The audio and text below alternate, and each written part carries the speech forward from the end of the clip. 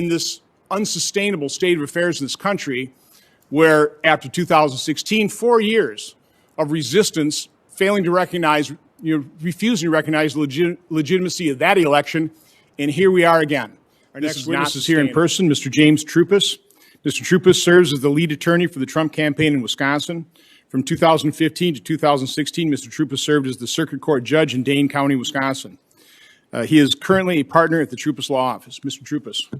Absentee voting in Wisconsin is treated quite differently, I believe, than other parts of the country. Let me read for you what the legislature found. It's in our statutes. It says that the legislature finds that the privilege of voting by absentee ballot must be carefully regulated to prevent the potential for fraud or abuse, to prevent overzealous solicitation of absent electors who may prefer not to participate in an election, to prevent undue influence on an absent elector to vote for or against a candidate.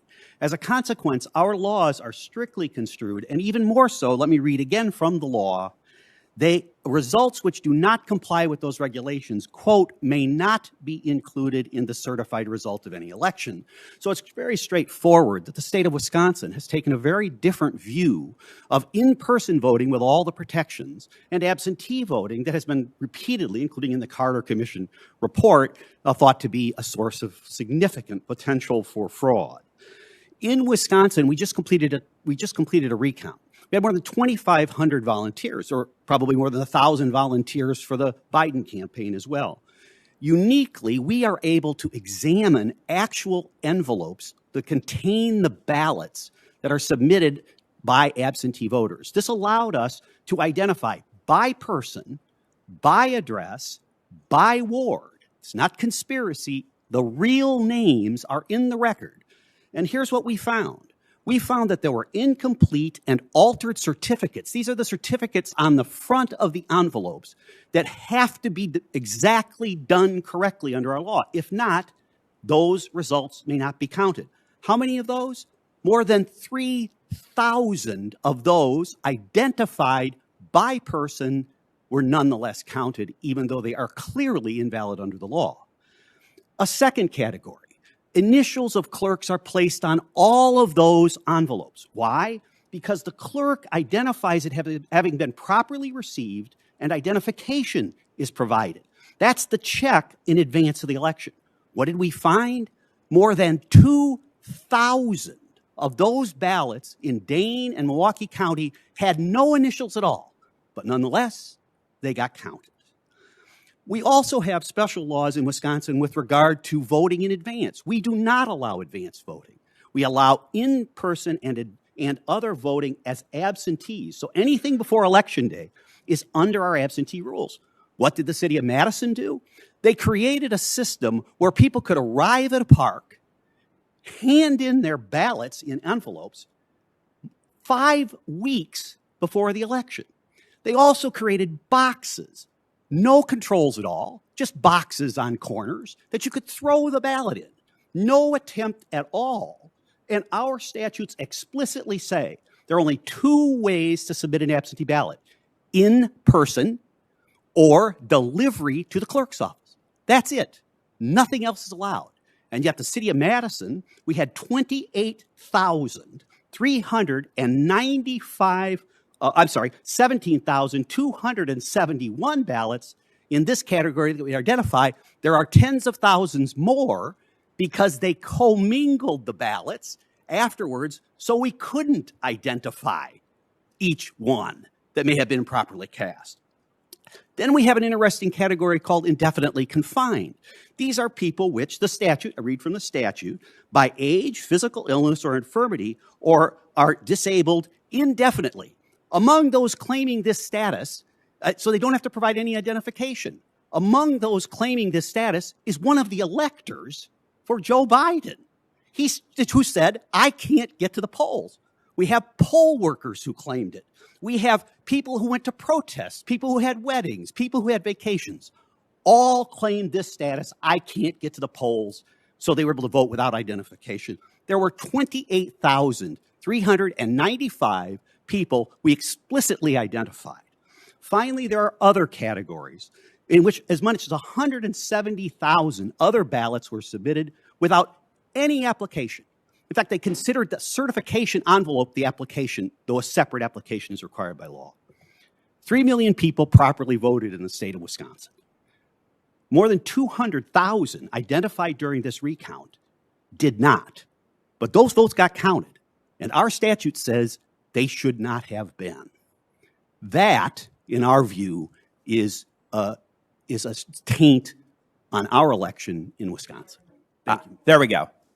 Thank you, Mr. Chairman, Ranking Member Peters, and members of the committee. This year, thousands upon thousands of Nevada voters had their voices canceled out by election fraud and invalid ballots. Here's how it happened.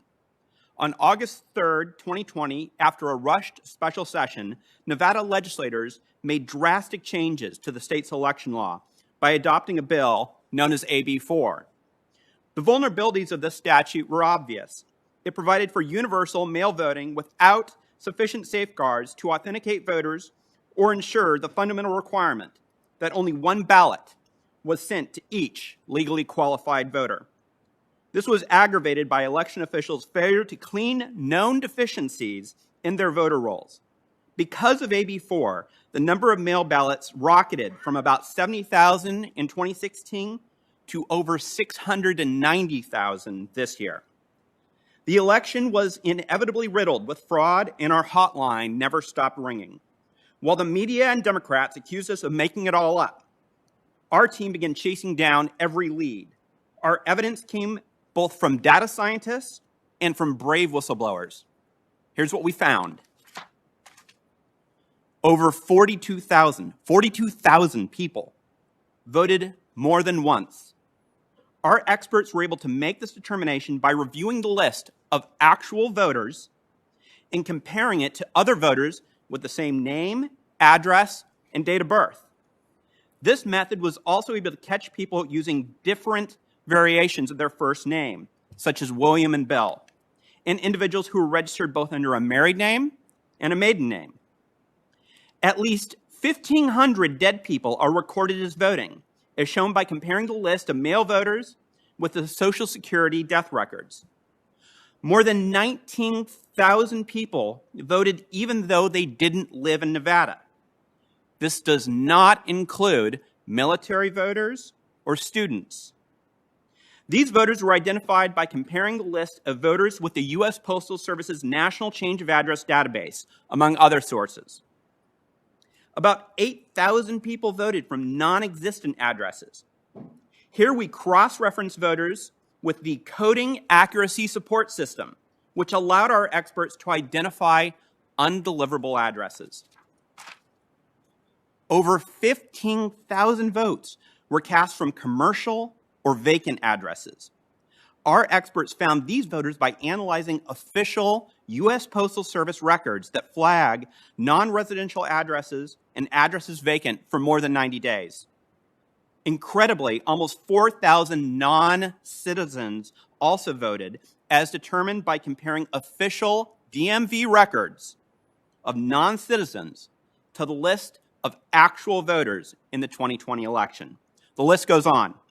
All in all, our experts identified 130,000 unique instances of voter fraud in Nevada.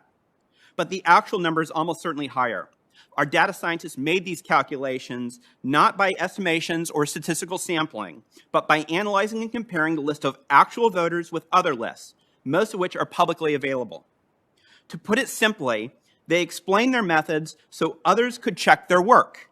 Our evidence has never been refuted, only ignored. 2 Clark County technical employees came forward completely independent of each other and explained that they discovered that the number of votes recorded by voting machines and stored on USB drives would change between the time the polls were closed at night and when they were reopened the next morning. In other words, votes were literally appearing and disappearing in the dead of night. When we attempted to verify the integrity of these voting machines, we were allowed only a useless visual inspection of the outside of a USB drive. We were denied a forensic examination. Finally, our investigation also uncovered a campaign to illegally incentivize votes from marginalized populations. by requiring people to prove that they voted to receive raffle tickets for gift cards, televisions, and more. Our determined team verified these irregularities without any of the tools of law enforcement, such as grand jury, subpoenas, or FBI agents. Instead, we had less than a month to use critical thinking and elbow grease to compile our evidence. We tried to obtain testimony or documents from Clark County officials, but they obstructed and stonewalled. When we filed suit, state officials and even courts delayed proceedings for days, but then offered us merely hours to brief and argue our cases. In wrapping up, Mr. Chairman, these findings are disturbing, alarming, and unacceptable in a free society. Our free and fair election tradition is a precious treasure that we are charged with protecting. Government by the consent of the governed is hard to win and easy to lose. Every single time a fraudulent or illegal vote is cast, the vote of an honest citizen is canceled out. Mr. Troupas. Thank you. The decision by the Wisconsin Supreme Court obviously went against you, maybe not totally against you. I did read the rather scathing dissent from the chief judge. Can you just describe exactly what, in summary fashion, what the Wisconsin Supreme Court's decision was based on your lawsuit, talking about all the areas that you have concern with? Certainly, certainly. So the Wisconsin Supreme Court was urged by the Biden campaign not to address any substantive issues. And that's exactly what happened. The Biden campaign argued to the court that we're not going to talk about any of the substantive things. We're not even going to dispute the things I just brought up to you. But instead, you just shouldn't hear them because a state agency, the Wisconsin Election Commission, had authorized some of these activities. And candidly, as Chief Justice Rogensack and other dissenters held, one, the claims are substantive, they are substantial, and they needed to be addressed. Second, the Wisconsin Election Commission is a bureaucratic organization explicitly that the same court just 4 months ago said has no meaning. It is not law. It is some advice given, and that the statute should control. We were disappointed, not so much in the decision, but in the fact that the decision itself is premised not on an analysis of the law, nor the analysis of the claims. It's an idea that we should not have a transparent system, that you're not going to address these things. And that's what they argued. It's disappointing, especially in Wisconsin. And Senator Johnson, as you know, we have a long history in Wisconsin, unlike other states, unlike other states, of high transparency. Our recounts were conducted with utmost integrity by both Milwaukee and Dane County, with thousands of volunteers able to look at those items. And it's really a sad day, frankly, when the opposition doesn't argue we're wrong. It argues we shouldn't be heard.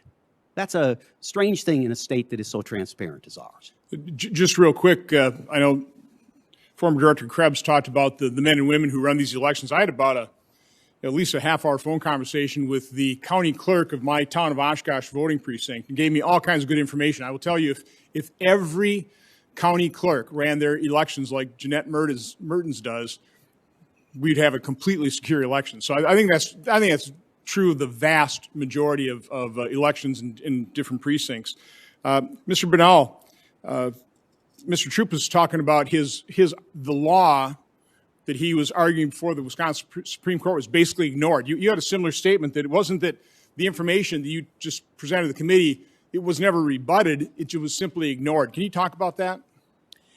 Yes, Mr. Chairman. It was extremely disappointing that rather than address our issues and the data that we presented head on, they simply tried to use technicalities and limiting our evidence, limiting the amount of witnesses we could bring forward, saying that we couldn't introduce any live testimony, but only 15 depositions, only use 15 depositions to show 130,000 instances of voter fraud. And then when it went to the Supreme Court of Nevada, they gave us 2 hours to brief the issues before immediately coming down with a decision. A record was over 8,000 pages long. We were never fully considered by those courts. They never took a good hard list at hard evidence. So, Mr. Krebs, I've obviously you've testified here on this specific issue. the potential for foreign interference to have an impact on our elections. We've had private conversations. You know, I've always categorized the ability for foreigners to interfere with the election kind of three buckets.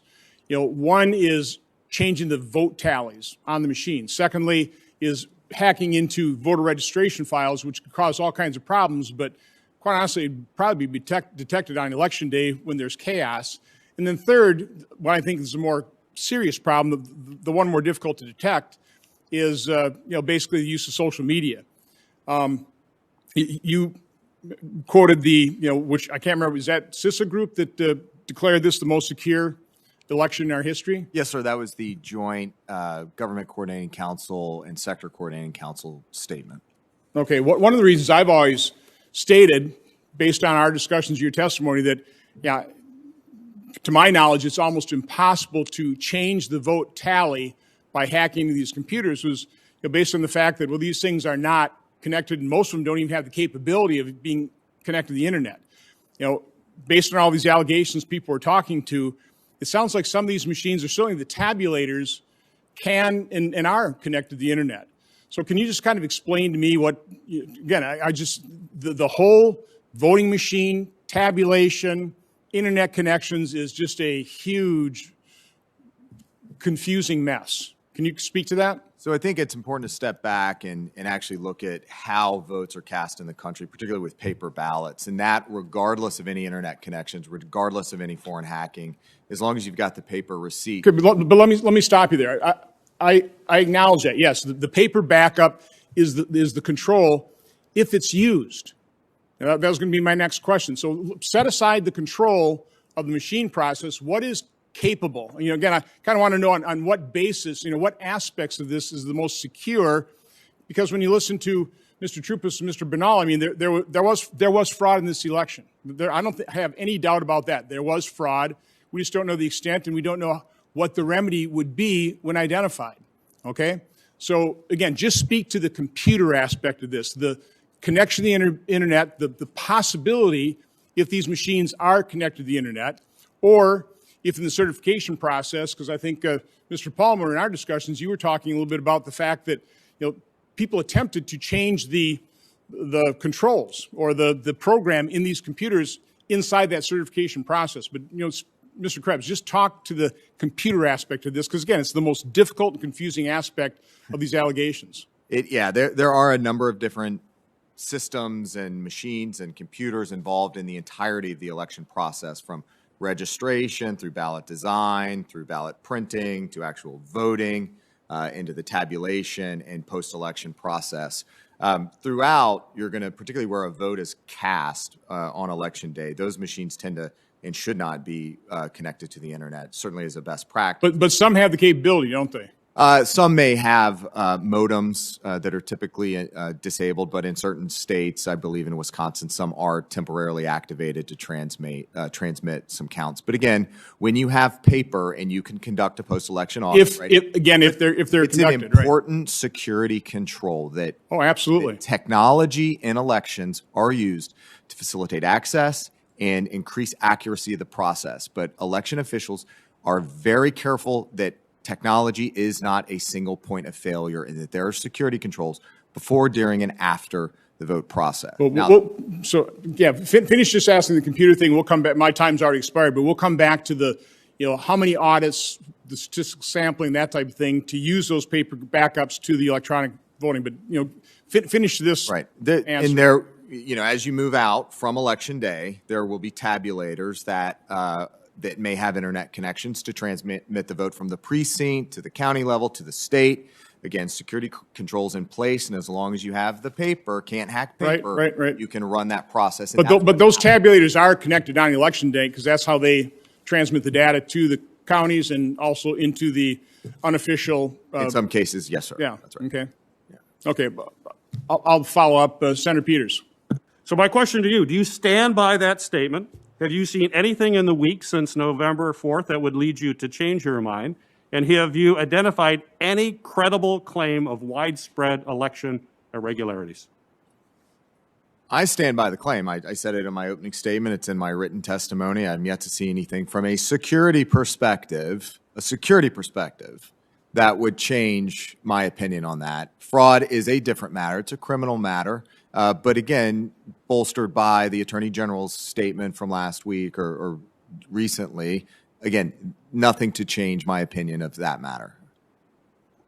So yet, despite this, after more than 5 weeks now that the president has lost, and numerous public officials have continued to pressure state and local elected officials to push what are demonstrably false narrative that election irregularities should somehow make him a winner in this race. You have willingly, in fact, these folks are willingly fanning the flames of discontent, and they're in the process of weakening institutions that are essential for our representative democracy. My question to you is, what is the danger, in your estimation, to the democratic process to challenge the legitimacy of an election and deny its results in the absence of any credible evidence? So I think generally from a timing perspective, particularly with the seating of the Electoral College and 306 electoral votes for President-elect Biden, I think we're past the point where we need to be having conversations about the outcome of this election. I think that continued assaults on democracy and the outcome of this election that only serves to undermine confidence in the process is ultimately, as you both have said, ultimately corrosive to the institutions that support elections. And going forward, it will be that much harder. The trick about elections is that, you're not so much trying to convince the winner they won, it's the loser that they lost. And you need willing participants on both sides. And I think we've got to get back to that point. Otherwise, we're going to have a very difficult time going forward, maintaining confidence in this American experiment.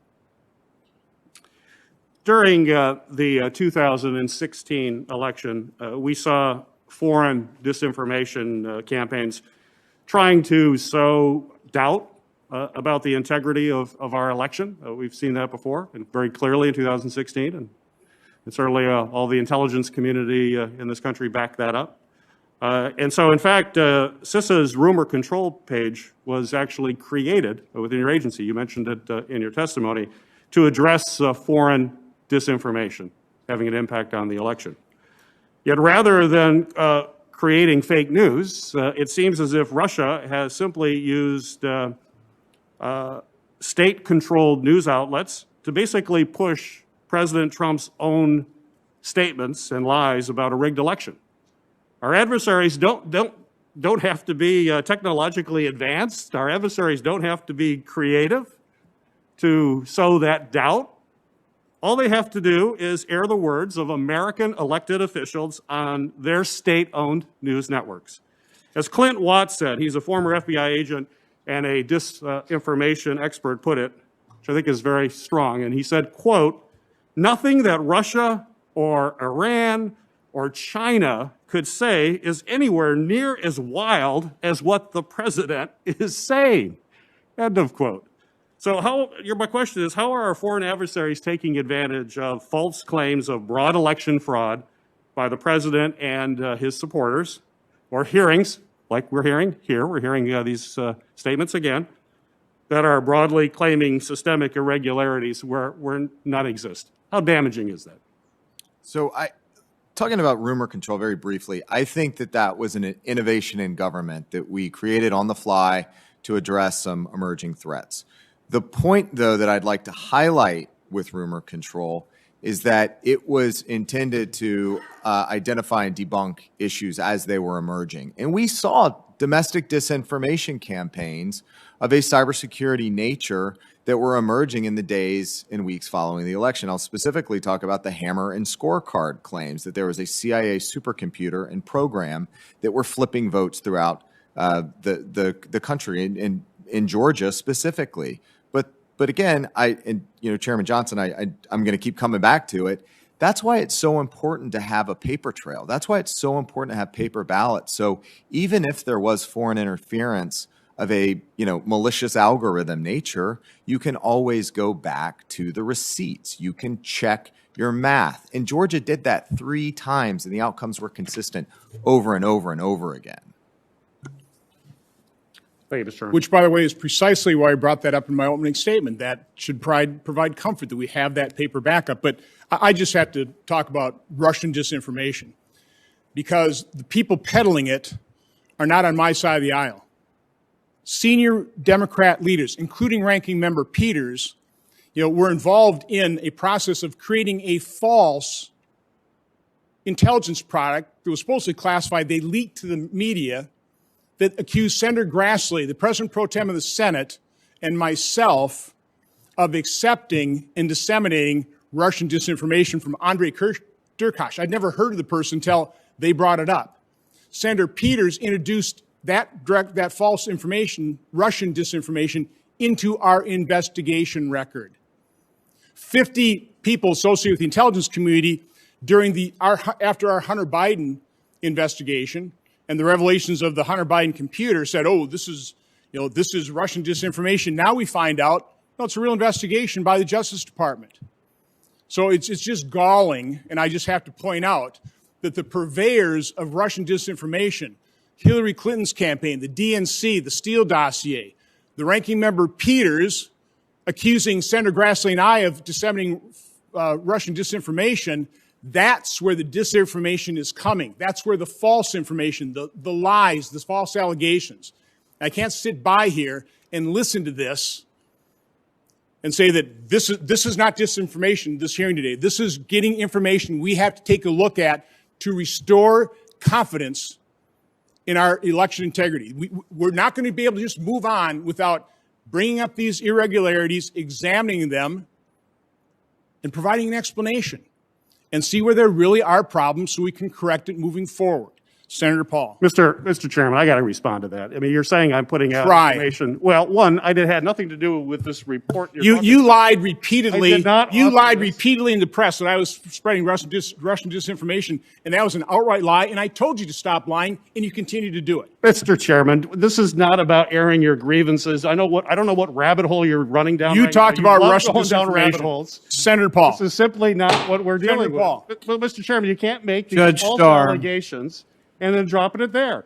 That is why this Senator committee Paul. needs to return back Judge to its Starr, Senator Paul. partisan things. This is terrible what you're doing to this committee and all the great work that you talked about. It is what you have done to this committee. It is not the falsely case. accusing the chairman of spreading disinformation. Nothing could have been further from the truth, and you're spouting it again, which is why I had to respond. Come Senator on. Paul. Mr. Chairman. Judge Starr. This is outrageous. This is outrageous. Judge Starr, it's been alleged that 60 courts have refused to hear these cases. Therefore, there was no fraud in the election.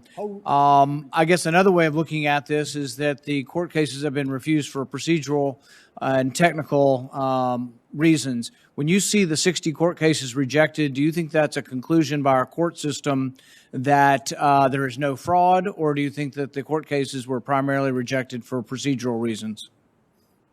Right, Senator Paul, it is my understanding that the vast majority of these cases were rejected for rightly stated procedural reasons, as opposed to merits-based or substantive-based evaluations. And of course, we saw that very recently, and I think most dramatically, by the Supreme Court's unanimous rejection of the bill of complaint filed by the Texas Attorney General, my home state here. And the entirety of the decision was based upon the legal concept of standing. You just don't, Texas, have standing to object to what happened in Wisconsin or Pennsylvania or whatever. And that is a reasonable ruling. There are those who would quarrel with it, in that we are a United States of America, and if something bad happens in one state that ends up having an effect on another state, we have such respect for our states as sovereign entities within our union that the argument is, I think, quite reasonable. And I think others think it's quite reasonable that at least the matter should have been heard under the original jurisdiction. I think that's a key example. Yeah, and I think it's important, though, that we look at this and understand what courts are saying and not saying. The courts have not said there wasn't fraud. The courts just simply didn't rule on or hear from the fraud. I do think there's an important issue here, though. The fraud is one aspect of this, and I think courts have historically been reticent to get involved in elections and to look at fraud. But moving forward, we've got to change the rules or reevaluate our state rules in order that this doesn't happen again. We can't just sit by and say, oh, we're going to let it happen again. There is another important aspect to this, though, that is a legal aspect that I think does need to be heard by the courts, and I don't know if it can be heard beyond the election, but I think should. And this is the question of whether or not people who are non-legislators can change the election law. And this happened in many, many states. Probably 24 states decided to accept ballots after the election. 24 states decided they could mail out applications or mail out ballots, all without the will of the legislature. Do you think there's any hope for any of this being heard, Judge Starr, outside of the concept of changing the election? Is there any possibility any court's going to ever hear this and say that it was wrong that secretaries of state changed the law in the middle of this pandemic without the approval of the legislature? Or do you think there's no hope because it's mixed up in electoral politics? Judge Starr. I think there is a possibility because this issue may return in light of this unprecedented use of mail-in ballots.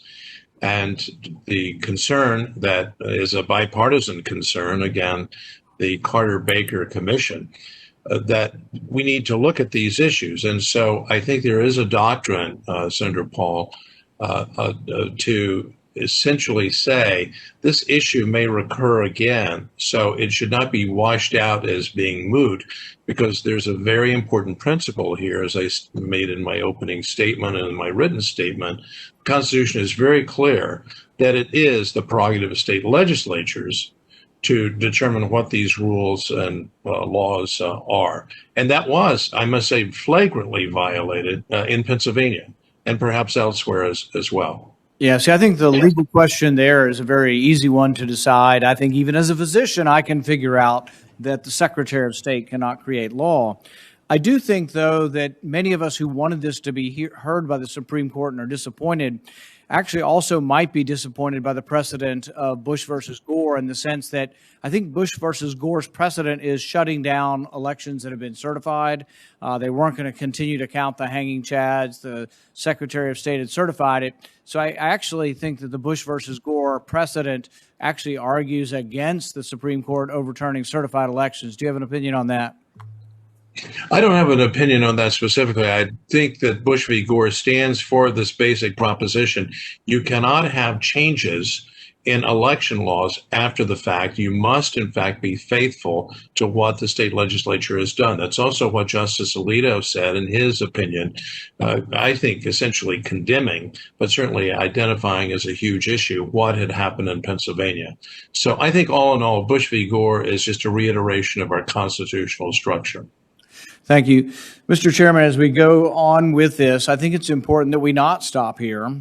A lot of the laws that have to be confirmed and I think reaffirmed are state laws, so it's not in our purview, but the state laws are set, and then we have federal elections. So what we've heard about what happened in Wisconsin, what happened in Nevada, I think is absolutely true, and we have to prevent it from happening again. I think state legislatures will need to reaffirm that election law can only be changed by a state legislature. So I think there's a lot of work to be done. While we will not dictate it to the states, I think we should have hearings going into the next year, hearing from state legislatures and what they're going to do to make sure election law is upheld, not changed by people who are not legislators. And we do have an interest in that. I don't want it to be federalized. Many on the other side of the aisle would just soon federalize it and mail everybody a ballot, and we'll have this universal corruption throughout the land. But what I think we need to do is keep it at the state level. But we can't just say it didn't happen. We can't just say, 4,000 people voted in Nevada that were non-citizens, and we're just going to ignore it. We're going to sweep it under the rug and say, the courts have decided the facts. The courts have not decided the facts. The courts never looked at the facts. The courts don't like elections, and so they stayed out of it by finding an excuse, standing or otherwise, to stay out of it. But the fraud happened. The election in many ways was stolen, and the only way it'll be fixed is by, in the future, reinforcing the laws. And the only last comment I would say on what Mr. Krebs, and he can speak for himself, but I think his job was keeping the foreigners out of the election. It was the most secure election based on security of the internet and technology. but he never has voiced an opinion. He's welcome to today on whether or not dead people voted. I don't think he examined that. Did he examine non-citizens voting? So to say it was the safest election, sure, I agree with your statement if you're referring to foreign intervention. But if you're saying it's the safest election based on no dead people voted, no non-citizens voted, no people broke the absentee rules, I think that's false. And I think that's what's upset a lot of people on our side, is that they're taking your statement to mean, oh, well, there was no problem in the elections. I don't think you examined any of the problems that we've heard here. So really, you're just referring to something differently is the way I look at it. Thank you, Mr. December 2016, there was a poll that was done on if the American people believed that the Russians interfered and changed our election. At that time, 32% of the people believed that the Russians had influenced the outcome of the election in December of 2016. Based on that belief and what was going on, there was launched a whole series of hearings. Certainly the Russians were trying to interfere in our elections, but we spent millions and millions of dollars investigating it, going through it, ramping up entities like CISA and others to be able to go engage, to be able to make sure we protect our next election. Senator Klobuchar and I worked for years on election security legislation and worked to be able to get that implemented. We did 6 different public hearings on Russian interference just on that one topic to make sure that we were paying attention to it, when it all started with 32% of Americans in December of 2016 believing the Russians had interfered in our election. A few days ago, another poll asked the question, do you believe there was election and voter fraud in the presidential election between Joe Biden and Donald Trump? This December, 46% of the voters in America have said yes. 45% saying no. Interestingly enough, Trump voters say there was fraud, 80%. Biden voters also said 16% that they believe that there was voter fraud. The reason I bring that up is we watched what happened in 2016 and what the American people thought and saw, and so we engaged with hearings, we looked at the issues and determined, do things need to change? Much of the work that's gone on the last several years to be able to get paper ballots into states happened because this Congress engaged on an issue where we saw an obvious problem. And so we distributed federal dollars, assistance, and a constant drumbeat to say these states have got to fix the areas where they don't have paper ballots and we have the potential for problems. That was the question. Is there a potential for a problem? The answer was yes, there's a potential, and we ought to fix that. Now, amazingly, after this election, all kinds of issues have come up and said there are potentials for problem, and everyone seems to be saying, move on. The only reason I can think that that would be different was because the election outcome seemed to be different. And one side is now saying, let's just move on and ignore this. In my state on election night, like 27 other states in the country, by that evening, we were counting votes and all absentee ballots had been received. There was much less opportunity for accusations of fraud because all of our ballots were in. Amazingly enough, a week after the election was completed this November, Oklahomans were listening to other states that were saying things like, we don't know how many more ballots there are left to count. We had been done for a week. We and 27 other states had been completed for a week. That gives opportunities for fraud and questions and problems. That's a reasonable question to ask. It's reasonable to be able to ask if people can drift around and gather ballots from other people and do ballot harvesting, and in some states that's legal, does that provide an opportunity for fraud? I think the obvious answer is yes. The obvious answer is if you mail a ballot to everyone in the state, even if they didn't ask for it, does it provide an opportunity for fraud, especially when the state did not first purge or verify those addresses, and they sent thousands of ballots to people that no longer live there? I've talked to Nevada residents that received multiple ballots at their home for people that no longer live there. That's a problem. And we should at least admit that's a problem. And for some reason, the other side was very focused on, we've got to fix the potential for problem from 2016. But in 2020, when there's potential for problem and things that have been shown, everyone seems to say, move along. Let's not discuss this. There's a system called the ERIC system that's in place that 30 states cooperate with. It helps them verify if people have moved and they're registered in 2 different states, or if they've moved into your state and they're registered somewhere else. It helps them determine if they're voting in 2 different states. Only 30 states use that. Other states are not. And even of the 30 states that use it, not all of them are actually using it. They literally are on the system, but they're not actually purging their rolls when they know there are people that have moved out of their states and have been informed of that. Just this last year in the ERIC system, they identified 91,000 people that are registered voters that are dead. 91,000 that one system had recognized. There are problems in the system. And in this conversation that I've had with so many people, and I've said, is it a problem that people are voting in 2 states? Is it a problem that people are voting after they're dead? And this is what I hear over and over again. This has been going on for years. So why don't we fix it? Should be the next statement. Instead, the statement seems to be, well, let's just move along. Mr. Binal, 42,000 people in Nevada voted more than once, according to your work in this. 42,000 people. 1,500 people voted in Nevada that were dead. 19,000 people voted though they did not live in Nevada, and they weren't a college student. 8,000 people voted from a non-existent address. 15,000 people voted though they were registered to a commercial address or a vacant address, and 4,000 people voted in Nevada that are non-citizens. My question to you is, in my state, when someone votes twice, and we do have that occasionally, and about 50 times a year that actually occurs in our state, we prosecute individuals that vote twice. Of this 130,000 instances that you have identified from the 2020 election in Nevada, do you know of any prosecutions currently going on in Nevada for any voter fraud? Not yet, Senator, and that's extremely important. These laws have to be enforced. We, of course, I represent the Trump campaign and the campaign's electors. I don't represent the government. We can't bring prosecutions. But if we are going to enforce voter integrity laws, they must be enforced, and we are confident that although it often takes a long time to put together a fraud case, although it takes prosecutors months, sometimes even years, to go through subpoenas and warrants and using the FBI to go investigate these things, once a good hard look at these cases is examined, an honest look, if we do that, there should be charges brought, because the ranking member brought up in his remarks that when you lose the principle of one person, one vote, the end result is authoritarianism. That's exactly what we're saying here today. What you had access to, what you did not have access to, what you're denied. And then go ahead. Thank you, Mr. Chairman. The very sad fact is that we were denied access to almost anything meaningful that would allow us to verify. Can you be specific? Absolutely, Senator.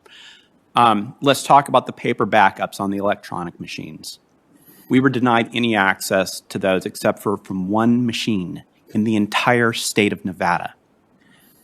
We were denied that access. That I wish I could have quoted Mr. Krebs when we were fighting our discovery fights at the in Nevada, saying how important it was to get access to these. We couldn't see any paper backups, and on top of that, the printers on the machine were malfunctioning at such a high rate. We doubt that the paper backups were actually giving us anything of use anyhow. So these paper backups that are supposed to provide such transparency, we couldn't use them. We couldn't see them. We couldn't use they provided us zero transparency at all, except in one machine in the entire state of Nevada. Another example is the fact that we were denied any meaningful discovery in the case in order to go and examine the full extent of the voter fraud. For instance, even when we were able to subpoena the records that led us to discover those 4,000 non-citizens who voted, we couldn't put that into evidence because we didn't get them until the end of the discovery period, and then the court said, well, at that point it's too late. Our discovery period was essentially 3 days. And we were denied any meaningful opportunity to even use in our case the information that we got. And the court didn't even consider those things, unfortunately. We were denied, we tried to be able to understand the code of these machines, to be able to find out, for instance, as the chairman pointed out, whether machines were hooked up to the internet, whether any of that happened, be able to do a forensic review. We brought forensic experts all the way to Nevada, people that could have discovered this information, people that could have told us what happened with these machines, and we weren't allowed near them. We weren't allowed any forensic audit of it. Nothing that could have given us any transparency, because transparency is not political. That's what we've talked about here. That's what we were denied in Nevada, is any attempt to actually find out what happened. Here's the troubling thing, is one of the reasons that they said that we couldn't get transparency on this machine is because they're proprietary. The information, the coding was proprietary.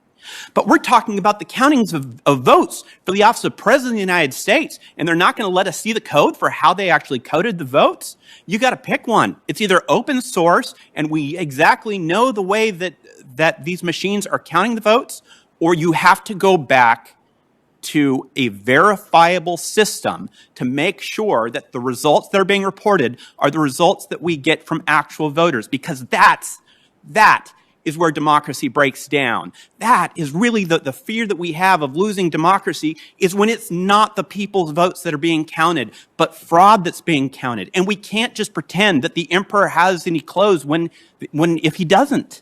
We can't pretend that we have a clean election when there's evidence to the contrary. And the way that we get that is through transparency. And we were denied that in Nevada at every single turn.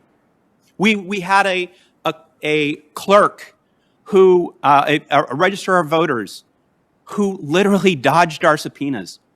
We had the holiday weekend over Thanksgiving in order to serve subpoenas. They locked the doors of the offices. He locked himself in his house. He refused to accept a subpoena. That same registrar of voters, we have a whistleblower that says he was wearing a Biden-Harris pen to inspect voter sites.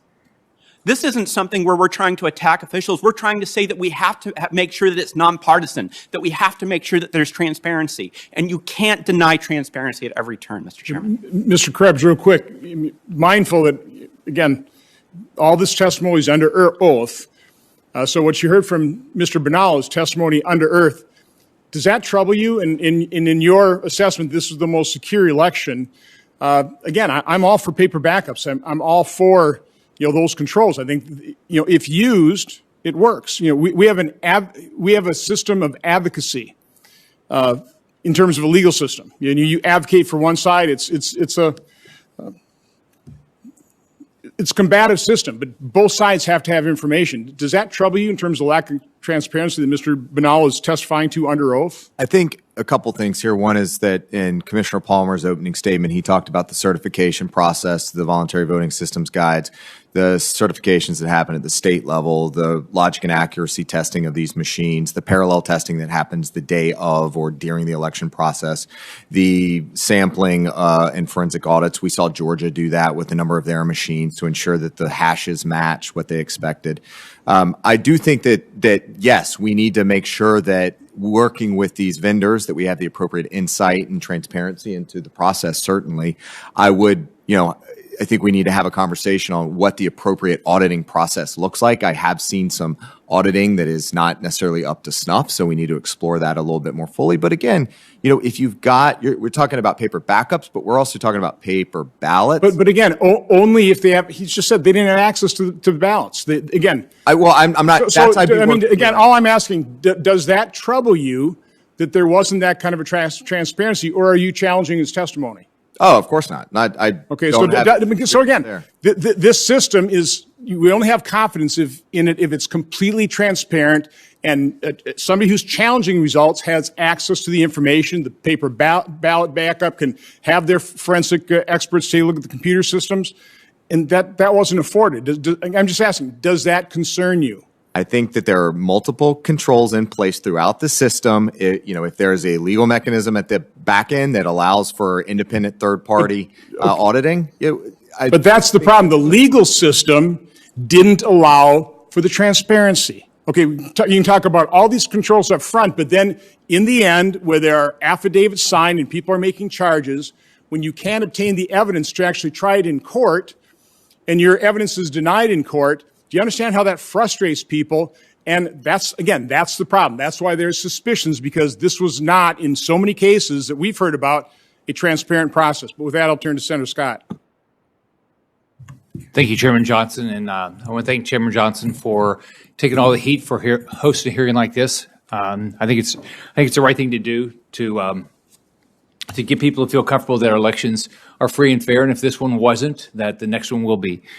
You know, this is 2 years ago I got elected. I won election night by 54,000 votes, and Chuck Schumer sent a lawyer down and basically said, "I don't care what the votes are, we're going to win through the courts." And we went through unbelievable number of lawsuits. We had, I think, something like 1,000 lawyers working with us. We went through 2 recounts, and he didn't care what the votes are. Chuck Schumer's goal was to win, and his lawyer was just to win through the courts. It didn't matter what the votes are. It didn't let me come to orientation. And so when I watch this stuff now, I did not remember one Democrat in this entire country say, "That's not right. You shouldn't be doing it that way." They were all in on this, and nobody complained. So we've got to figure out how to do this where people feel comfortable. I can tell you, I live in Naples, Florida. Every time I go out, people come up to me and they're frustrated with the unfairness of the system. Now, of course, these are people that wanted Trump to win. They think that he lost unfairly, but they're mad. They're mad that because they hear about what happened in Wisconsin, they hear about what happened in other states, and then they're furious that they think the whole system's rigged. So one thing I did is in September, I put out a bill called the voter ID. We do absentee ballots, and it actually works in Florida. You have to be a registered voter. Your signatures have to match. You have to get your vote in, ask for your vote early. You have to get your vote in on time. It's your problem if you don't. It's not somebody else's. You don't get to vote after the fact. Your vote doesn't get to come in after the fact, and somebody count it. Although 2 years ago, the Democrat lawyer tried to do that. And we know that we get the votes out on time. We did it this time. So it seems to me that if we want people to feel comfortable in this country that these elections are fair, you have to show your ID. You can't be doing same day registration, because how can you tell if somebody is legal, illegal? I mean, how would you know? Do they live in that state? How would you know? You got to let people be able to watch ballots being opened. We had 2 election supervisors that were removed because of what they did in my election. And they were clear. They completely violated the law, and they found and tried to count 95,000 ballots after election night. Not in my favor, of course, in the Democrats' favor. So Judge Stark, what do you think about the need to have local elections? Because I think what Mr. Krebs said is right. One of the reasons why we have good systems here is we don't have a national system. We have a local system. But should we have national standards? Should you have to have ID? Should your signatures have to match? Should you have to be? You can't get registered on the same day that you vote. All the things that we have, like we do in Florida, where you have to get your ballots early and all these things, and you know how many. By the way, you're supposed to announce how many ballots you have that night. You should know, right? They did in my election. And that's how they kept finding it. So, Judge Starr, what do you think about this idea that we have to have some national standards but still have local elections? I think national standards need to be seriously considered in light of these recurring issues. We all have anecdotes. One of my friends, an academic leader in the Commonwealth of Virginia, where I used to live, here's an anecdote. One of his students, a registered voter in Vermont, but she's studying in Virginia, and she receives appropriately an absentee ballot from Vermont, but she receives 4 unsolicited ballots from the Commonwealth of Virginia, where she happens to not be registered to vote, but she's studying. And everyone is hearing these anecdotes, and they're saying, well, aren't there control mechanisms in place? And so the issue of decentralization is you will continue to have these varieties and vagaries unless and until there is some enormous reforms in state government, or then Congress using its powers under Article 2, under Article 1 in this particular instance, says we need to step in and have regulations to ensure integrity. And a signature requirement is one of the bases. I like to say, Senator Scott, you've got to show ID if you want to check into a hotel or get through some TSA security. So don't we want to have those kinds of safeguards just to ensure, yes, this is going to be an honest election, which I think is all we are all asking for. So, Mr. Trubus and Mr. Banal, if we had done some of these things and they'd been enforced in your states, would people feel comfortable that there was a fair election? Senator Scott, I think it would absolutely go miles to make sure that people were confident in the results of the election if we put in simple methods to make sure that the people who vote are who they purport to be, that one person only gets one vote, that the way that the ballots are counted leads to an accurate total. These things shouldn't be partisan. These things should be exactly what we do to protect our republic and make it so that people know that the results are accurate. Because otherwise, you end up where we are today. Senator, one of the fascinating things about Wisconsin is, as I said, we have a long history of real transparency in our process, in our recount process, in all of our processes. So it's particularly odd here. And several of the justices on our court this last week called what the Democrats had done in the majority of the court, in the Supreme Court, as absurd and bizarre.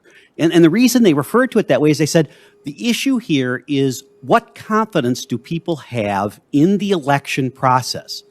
So if that's what we hear, and I've heard that, I've been hearing that all day here, confidence in the election process, well then why, when everything is teed up? I mean, I'm a former judge. My co-counsel is a former president of the state bar. We had teed up everything. We absolutely, you knew the names, addresses, wards. You had exact records. And what the Biden campaign did not want the court to do is to actually address the substantive question. That's the holding of the court. We won't address the substantive question. And the Chief Justice, it's a great frustration in the Chief Justice when she said, 4 members of this court throw the cloak of laches over numerous problems that will be repeated again and again until this court has the courage to correct them. Candidly, it was all Democrat talking points. They just make the same thing. I heard something about Justice Karofsky's comment. It was just a talking point. And I guess the frustration you hear from those of us who are serious lawyers, who have taken this seriously, is that when we pose these matters to courts, we expect them to address them. When they don't, it undermines the integrity of our system. That's what's going on here. The frustration that you hear, even in good Democrat circles, is if the courts don't address these, who's going to? Aren't they the ultimate arbiters? There's no dispute that the election would have turned out differently in Wisconsin if, according to our allegations and according to our proofs, the court accepted those, that the election result would be different. But instead of addressing the substantive claims, the Biden campaign argues, don't talk about them.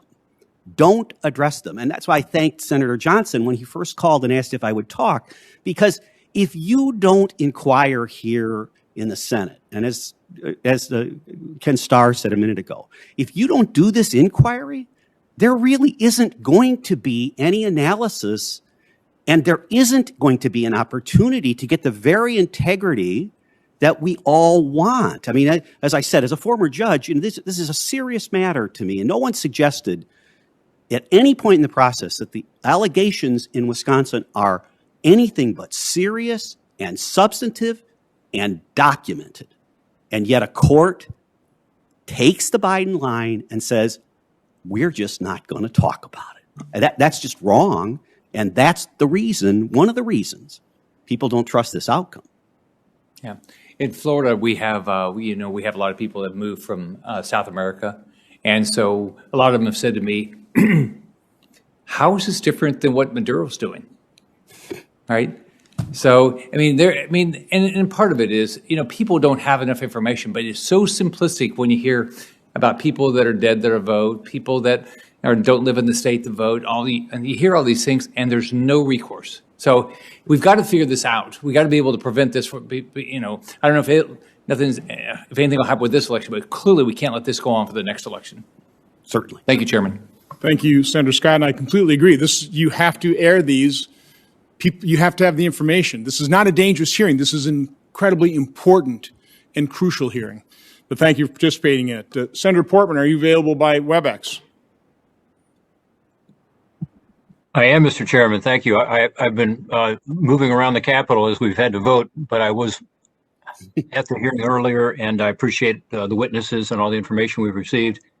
And, as I look at this issue and even watch some of the back and forth today between our colleagues, it seems to me that pulling this out of politics a little bit and having a bipartisan group that is more independent look at the issue is a good idea, in part because most of us don't believe that this ought to be something that the federal government usurps from the states. In fact, we believe that the Constitution got it right, and that generally speaking, it's better to have the states handle this. But there are obviously many disparities between how the states do it. So there was discussion earlier, I think it was of the Carter-Baker Commission. I would ask you, Mr. Starr, is this time for us to establish a commission? I've been involved in some of these commissions. I've been a commissioner and co-chaired some that have worked, some that haven't worked. But often they can be quite effective at sort of taking the partisan poison out of an issue and addressing it in a very straightforward way.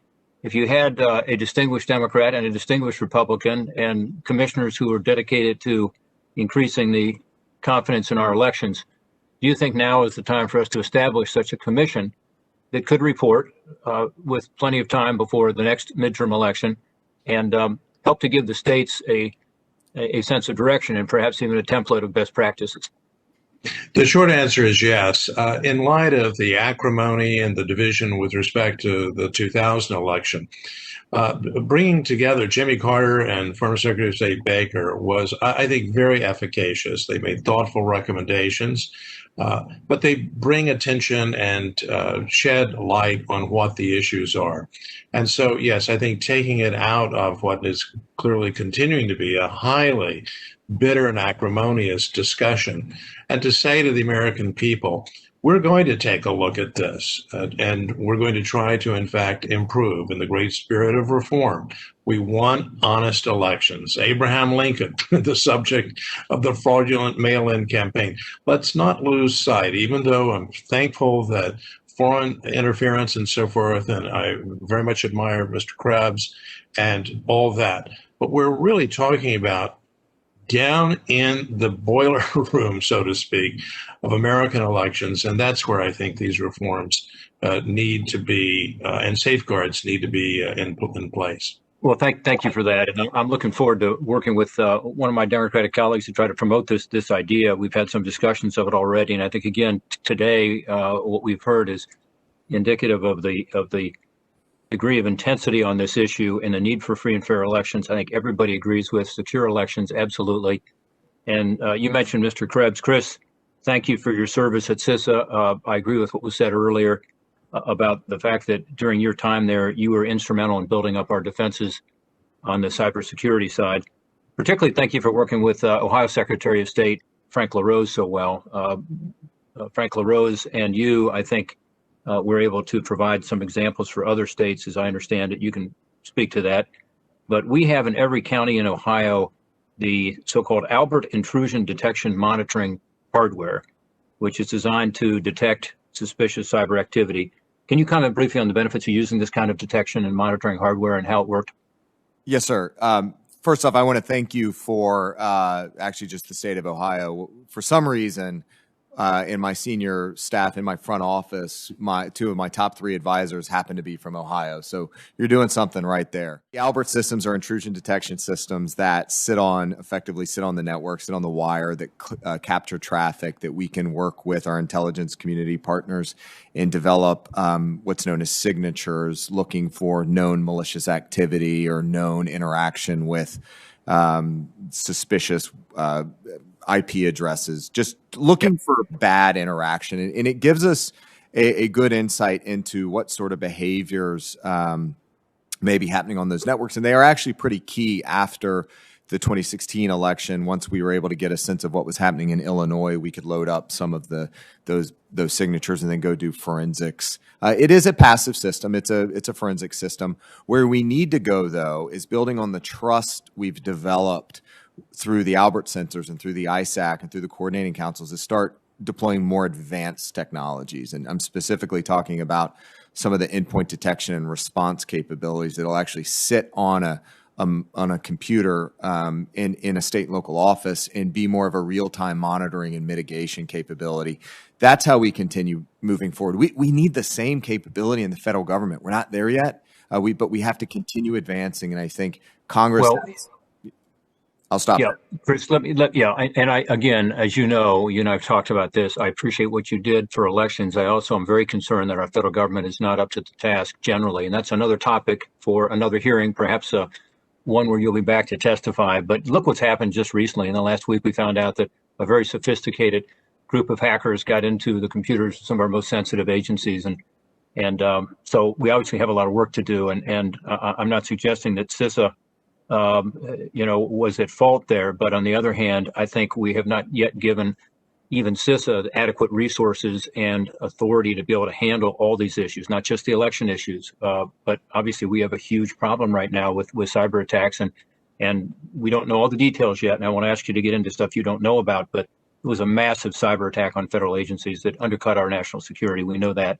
By the way, Senator Paul earlier talked about the fact that there has been some lack of understanding between what you testified to and what you stated as to the election being secure from cyber attacks, and this notion that there were not instances of irregularity and fraud in this election, which of course there have been in every election in the history of our country, and there were in this election, and we've heard about some of those today.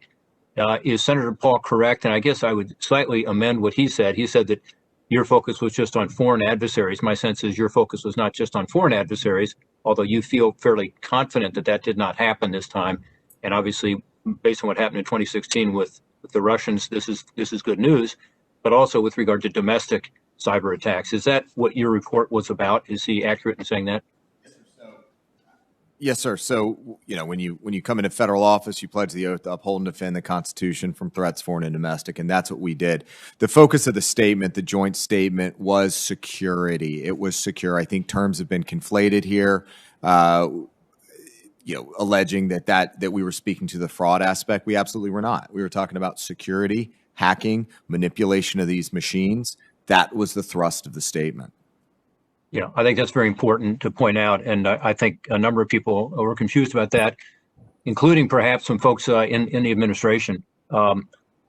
Post-election, there's been a lot of talk about signature matching. And I'll end with this, Mr. Chairman. I know we're getting over time here. But in Ohio, what we do is, and we've been doing this for 15 years quite successfully, we send out an application for an absentee ballot. It's then a no-fault absentee. That's how I vote. But you have to send in an application including a signature. Those signatures are checked. Then the signature on the actual ballot, once you receive the ballot, you send that in. You have another signature, that's checked. And then, of course, the two are compared. They also, in Ohio, have access to other signatures if there is some confusion as to whether it might be the right person or not. Could you, Mr. Krebs, or others, perhaps comment on that system? Is that a good way to ensure that you have the protection that we all want to have, that the person who requested the ballot is an eligible voter, and that the return ballot was completed by that same person? Not an expert on the system. Seems reasonable to me. Anybody else want to comment on that? Sir, this is State Representative Frank Ryan. I would tell you that is a good system, and that would alleviate a significant number of the concerns that I had in the election. And based upon some of the comments that were made by many of the senators and the testifiers, I would indicate that we saw a major problem with the dot-com bubble in 2001, which led to the Sarbanes-Oxley bill, much of which is the basis of my testimony today. Then in 2008 and 2009, we had the crisis that happened in the banking industry with the no documentation loans. We saw how that worked. That led to the Dodd-Frank bill. I would hope that what happened in 2000 elections and in the Abraham Lincoln election, and this most recent one in 2016 and 2020, there would be similar legislation that could help us restore the confidence that people have that there's some degree of uniform perspective about the requirements that each of the states needs to be able to comply with. What Ohio is doing would have alleviated a major amount of the concerns I had when we had a Supreme Court that decided to legislate from the bench. And Mr. Chairman, if I may say just a word, and that is, I think what Senator Portman, you have identified is a best practice. And it certainly qualifies as one of the things that perhaps a commission, if one is founded, could say, we have canvassed the entire 50 states, and here are the best practices. The recommendations could be based on experience as opposed to simply theoretical constructs. Let's just see what has worked in the various states with reputations for honesty and integrity. Yeah, that would be the objective. Thank you, Mr. Darn. Thank you, Mr. Chairman, for your indulgence. Thank you very much, Senator Portman. Now, on behalf of the chairman, I'm going to recognize myself. So thanks to the witnesses for being here. I just want to say how important it is that we're having today's hearing. Let me just give you an example why. Yesterday, I'm from the state of Missouri. Yesterday, I was talking with some of the constituents back at home, a group of about 30 people. Every single one of them told me that they felt they had been disenfranchised, that their votes didn't matter, that the election had been rigged.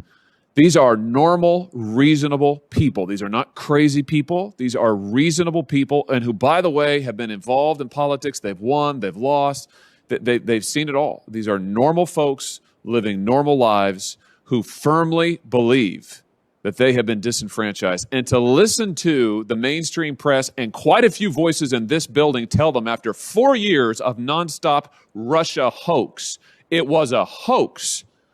It was based on, the whole Russia nonsense was based on, we now know, lies from a Russian spy. The Steele dossier was based on a Russian spy. After 4 years of that, being told that the last election was fake and that Donald Trump wasn't really elected and that Russia intervened. After 4 years of that, now these same people are told, you just sit down and shut up. If you have any concerns about election integrity, you're a nutcase. You should shut up. Well, I tell you what, 74 million Americans are not going to shut up, and telling them that their views don't matter and that their concerns don't matter and they should just be quiet is not a recipe for success in this country. It's not a recipe for the unity that I hear now the other side is suddenly so interested in after years of trying to delegitimize President Donald Trump. So suffice it to say, I'm not too keen on lectures about how Missourians and others who voted for President Trump and now have some concerns about fraud, about integrity, about compliance with the law should just be quiet and that they are somehow not patriotic if they raise these questions. I mean, it's absolutely unbelievable. Let me talk about the First Amendment. Judge Starr, I want to begin with you, because I know that you have spent much of your life as a litigator defending the First Amendment. Have you ever seen anything like we saw in the closing days of the election when you had the biggest corporations in the history of this country, the most powerful corporations in the world, Facebook, Twitter, working with the Democrat campaign to suppress legitimate reporting on Hunter Biden, who we now know is under federal investigation for criminal wire fraud, tax evasion, other things? Have you ever seen anything in your career like that, Judge Starr, where we have these giant corporate conglomerates censoring and suppressing news directly bearing on an election weeks beforehand and doing it apparently in conjunction with one of the major political parties? Have you ever seen anything like that? No, I think we live in a new age, and we need to go back to great lessons from constitutional law, as you well know, Senator Hawley, and Justice William Brennan, an icon of the Warren Court, saying that our democracy is based upon robust and uninhibited debate. And Justice Oliver Wendell Holmes saying, let's test things in the marketplace of ideas. You can't test places, ideas and theories unless you allow the marketplace of information communication to flourish. Well said. I agree with that 100%. And, you know, it's an extraordinary thing not to be able to get. I've had Jack Dorsey, Mark Zuckerberg under oath. We've asked them, did you coordinate with the Democrat campaign? How was it that within minutes of this story breaking that both of those major corporate giants decided that they would suppress this story, and exactly what the Biden campaign wanted them to do. They won't answer questions. I've asked the FEC to determine whether or not this was an illegal campaign contribution on the part of these corporate entities. And I just can't fathom why anybody who cares about free speech in this country would be fine with these mega corporations controlling what people can and cannot say and trying to intervene in a presidential election. Let me ask you, Judge Starr, about something else. Let's talk a little bit about mail-in balloting. In your written testimony, you discussed the findings of the Carter-Baker Commission. You've mentioned that again here today. That commission commented on the use of mail-in ballots after the 2000 election. Can you tell us a little bit about that commission's finding on mail-in ballots, as you recall it, and talk about some of the warnings that commission put into place? Yes, the commission was referring to absentee ballots, but of course, in light of what has happened in this presidential election, we're now talking about the unprecedented use of mail-in ballots. And their concern and their warning of former President Carter and Secretary of State Baker is that this is a mechanism or a platform for fraud and abuse. Be careful about it. Have safeguards in place. And I think that's at the bottom what some of these concerns are. How did dead people vote, accepting that allegation from Nevada? It is because of inadequate safeguards. The dead person didn't walk into the into the voting booth and vote. Someone voted for him or her. We have to have those safeguards in place, and that's what the commission was saying and issuing that fervent warning that it may get worse in a deeply divided country. 26 states, as I understand it, when it comes to mail-in voting, Judge, 26 states now in this country allow third-party ballot harvesting of mail-in votes.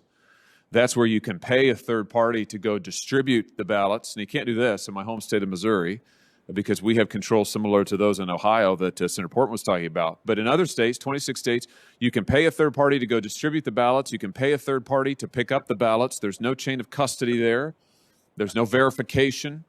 This seems to me an invitation to fraud and abuse. I've introduced legislation to end third-party ballot harvesting nationwide, to make it illegal nationwide. Would you agree, Judge Starr, that looking at something like third-party ballot harvesting is a common sense approach? By the way, some House Democrats even have endorsed this approach. Would you agree with me that that's a common sense place to start when we think about preventing fraud and addressing it in our elections?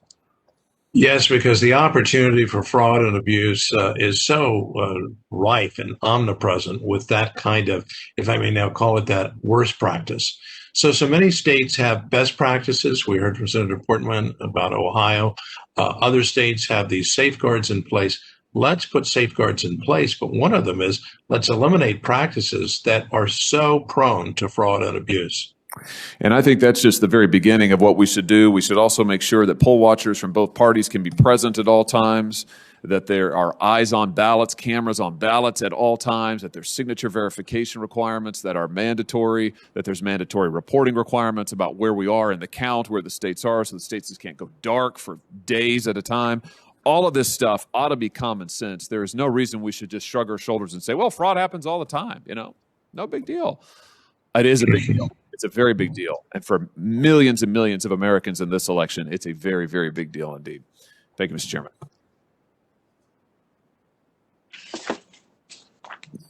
Thank you, Senator Hawley, for your questions and for standing in. Based on one question and the answer from Judge Starr, I just want to read from my opening statement from last hearing. In his reflections on progress, peaceful coexistence, and intellectual freedom, Russian dissident Andrei D. Sakharov wrote, quote, "The second basic thesis is that intellectual freedom is essential to human society. Freedom to obtain and distribute information. Freedom for open-minded and unfearing debate, and freedom from pressure by officialdom and prejudices. Such a trinity of freedom of thought is the only guarantee against an infection of people by mass myths, which, in the hands of treacherous hypocrites and demagogues, can be transformed into bloody dictatorship. Freedom of thought is the only guarantee of the feasibility of a scientific, democratic approach to politics, economics, and culture."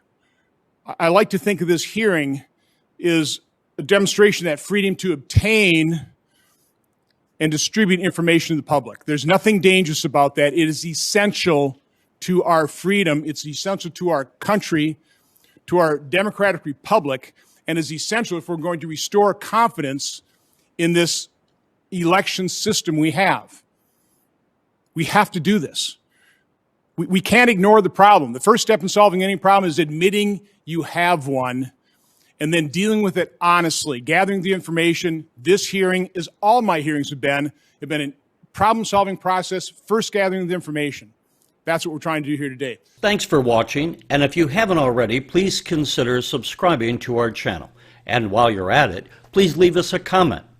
Thank you for watching.